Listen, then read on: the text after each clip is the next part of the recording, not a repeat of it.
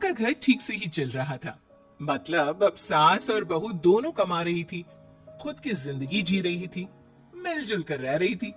लेकिन कहते हैं ना, दुख के दिन नहीं टीके तो सुख के दिन कैसे। अरे मंगलू, कहाँ है? कितने दिनों से गांव नहीं आया माँ की खोज खबर लेने। तभी मीना आ जाती है। अरे दादी साहब, कैसे आना हुआ? बताया नहीं, हम स्टेशन आ जाते। ये बोलते हुए मीना अपनी दादी सास के पैर छूने के लिए झुकती है कि दादी सास जोर की लात मारती है। मेरी आई कैसे आना हुआ? मेरे पति का मकान है ये, और तेरे बाप ने क्या दिया जो तू पूछ रही है? और ये क्या पहना है? न साड़ी न सर पर पल्लू, बात बात पर जबान खुलती है। दादी सास बोलना रोक ही नहीं रही थी। मीना को गुस्सा आने ही वाला होता है कि उसकी सास आ जाती है। क्या बात है मीना, कौन चिल्ला रहा है? मैं हूँ मंगलू की दुल्हन। बहुत चपर चपर कर रही है ये मीना बहू, इसकी जुबान पर लगाम लगवा ले। मम्मी जी, मेरी बहू है, घोड़ा थोड़ी ना है जो लगाम लगवा दूं। तभी वहां मंगलू यानी कि मीना का ससुर आ जाता है और मीना की सास को एक जोर का तमाचा लगा देता है। वाह, जुम्मा जुम्मा 2 दिन हुए नहीं कमाना शुरू किए, मेरी माँ के सामने होशियार बन रही है। मैंने बुलाया है माँ को, ये रहेंगी तो कम से कम इस घर की औरतें औकात पर रहेगी। अरे जब से कमा रही है सर पर चढ़कर नाच रही है। चिंता न कर मंगलू, मैं आ गई हूँ ना, दोनों को लाइन में लगा कर रखूंगी। दोनों बहू ने मेरे मंगलू की जिंदगी खराब कर रखी है। तभी वहां पूता यानी कि मीना का पति आ जाता है। पूता जो कि दादी का दीवाना था। दादी दादी, मुझे क्यों नहीं बताया कि आप आने वाले हैं? मैं गांव आ जाता कार लेकर आपको लेने। अरे तू तो जानता ही है, कार में बैठ नहीं पाती। पता नहीं बहुत दिनों से लग रहा था कि तू और मंगलू परेशान है। आज मन नहीं माना तो आ ही गई मैं। देख यहाँ आकर पता लग रहा है। क्या पता लग रहा है दादी? यहाँ तो सब ठीक है, किसी को कोई परेशानी नहीं है। क्यों माँ, क्यों मीना, क्या हो गया? इन दोनों को क्यों परेशानी होगी? इन लोगों ने तो परेशान करके रखा है। माँ और मीना के बारे में कैसी बात कर रहे हैं पापा? क्या हो जाता है आपको रह रहकर? तू तो खाना बना बना कर बेशर्म हो गया है, लेकिन मैं नहीं। मेरी माँ आ गई है अब इस घर में। अब यहाँ सब वैसे ही रहेंगे जैसा मैं चाहता हूँ। देख मंगलू, तेरी बहू काम करती है तो मुझे कोई लेना देना नहीं है, लेकिन मेरी बहू कोई दर्जी का काम नहीं करेगी, साफ साफ बोल रहे हैं। लेकिन दादी साहब, वो तो बहुत अच्छा बुटीक चला रही हैं। बहुत अच्छा चला रही है, लेकिन हम लोगों ने अपने घर की बहू से ना काम नहीं करवाना। अरे इसके बाप को शादी के वक्त ही बोल दिया था। और इसके बाप जिन्होंने दहेज में एक साइकिल दी थी ना, किसे हाथ जोड़कर कह रहा था, मेरी बेटी आपके घर आ गई, इससे सौभाग्य कुछ नहीं। अब देखो इसकी बेटी बहू आ जाने के बाद सर पर चढ़ रही है मेरे मंगलू के। मीना जो कि सास की बुराई सुनकर परेशान हो जाती है। दादी सा, छोटा मुंह बड़ी बात। लेकिन क्या पिताजी ने आपको बताया नहीं? सासू माँ ने अपने पैसे से ससुर जी के जन्मदिन में कार दी थी। ससुर जी इतने साल से स्कूटर से जाते थे, अब कार से जाते हैं। क्यों ससुर जी, बताया नहीं आपने? क्यों रे मंगलू, कार ले ली तूने? मुझे तो तू पैसे भी नहीं भेज रहा। 2 महीने से कैसे कैसे दिन काट रही थी और तू यहाँ कार से घूम रहा है। आप भी सासू माँ को अपने बैंक अकाउंट की डिटेल दे दीजिए दादी साहब, वो डाल दिया करेंगी पैसे आपके अकाउंट में। क्यों सासू माँ? मंगलू यानी कि मीना का ससुर, जिसने अपनी माँ को गांव से सिर्फ अपनी बीवी को लगाम लगाने के लिए बुलाया था, ये सब देखकर जोर से चिल्लाता है। मीना बहू, चलो दादी सास आई है, यह नहीं कि खाने पीने का इंतजाम करे। अरे माँ, तू भी किन लोगों की बात में आ रही है? चल मेरे साथ मेरे कमरे में चल। ससुर अपनी माँ को लेकर कमरे में चला जाता है और दोनों बैठकर वैसे ही पंचायत शुरू कर देते हैं जैसे कोई बहू अपनी माँ से सास की बुराई कर रही हो। देख मंगलू, गलती तो तेरी ही है। जो तूने घर की जनानियों को काम के लिए बाहर निकाला। दूसरे तेरे पापा को देखा था, कभी मुझसे फालतू बोलते।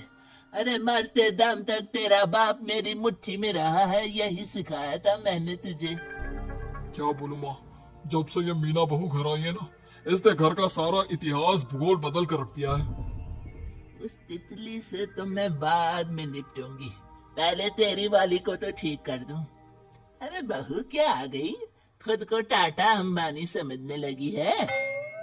माँ देख, जो भी हो, इस बात को याद रखना कि हमारे घर की परंपरा क्या है। औरतों का औकात में रहना जरूरी है। अरे बहू के साथ मिलकर माँ ये बात उड़ती रहती है। बेटा देख, गलती तो तेरी भी है, क्यों तूने इसे काम करने की छूट दी।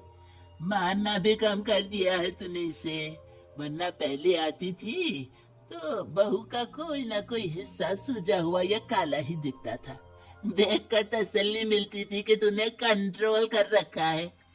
इस बार तो काला और सूजा छोड़, अच्छी खासी चमकती दिख रही है ये। अब क्या बताऊं माँ, गलती तो हो गई है। हाँ, वो कार देखकर पिघल गया होगा ना तू। अरे बेटा, औरतों को मुट्ठी में रखा कर। शान की साइकिल ज्यादा अच्छी कुत्ता बनकर कार चलाने से, समझा। मीना का ससुर अपनी माँ की बात को सुन रहा था। बस माँ, जो गलती हो गई मिट्टी डाल उस पर।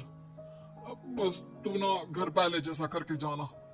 ये सब ना बहू का किया धरा है, समझी। मतलब बहू को ठीक करना है तो बहू की बहू को लगाम लगाना होगा, ठीक है। दोनों माँ बेटा बातें करके सो जाते हैं। सोने के बाद अगली सुबह मांगलू की बीवी यानी कि मीना की सास, माँ जी उठिए, ये लीजिए गर्म पानी और ये दातुन। चल, ये तो याद रहा तुझे, वरना मैंने तो सोचा था कि बहू के चक्कर में पागल ही हो गई होगी बिल्कुल। अरे बहू के चक्कर में पागल होने का क्या मतलब होता है माँ जी, उसने मुझे मेरे पैरों पर खड़ा होना सिखाया है। मैं तो कहती हूँ उसके जैसी मेरी बेटी होती ना तो शायद मैं बहुत पहले जीवन का मतलब समझ चुकी होती। तो दादी सास को समझ में आ जाता है कि सारा मामला मीना पर जाकर ही ठीक होगा।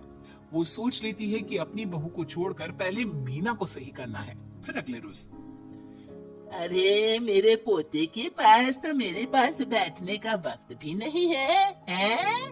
अरे कैसी बात करती है दादी, तेरे लिए तो मैं नौकरी भी छोड़ दूं। नौकरी नहीं, तू ना बीवी छोड़ दे, खुश हो जाऊंगी मैं। नीरज हैरान हो जाता है कि उसने तो मजाक किया था। दादी ये क्या बोल रही है?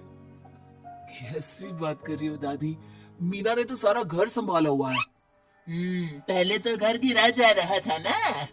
तेरी मीना के आने के पहले ना घर में चूल्हा जल रहा था, ना कोई रोटी खा रहा था, क्या? नीरज को दादी बीवी के खिलाफ खूब कान भरती है। तू सही कह रही है दादी, औरत पैर की जूती और हाथ की मुट्ठी में ही ठीक लगती है। मीना ने ना सिर्फ घर का माहौल बिगाड़ा, माँ को भी पिताजी की इज्जत करनी छुड़वा दी। अब ठीक बोल रहे हो, घर को बिगाड़ने की मेन जिम्मेदार तो मीना ही है दादी। अभी उसे ठीक किए देता हूँ। तभी वहां पिता भी आ जाता है। देख बेटा, तो रोटी कम खाना मंजूर, लेकिन इन औरतों के आगे झुकना मंजूर नहीं।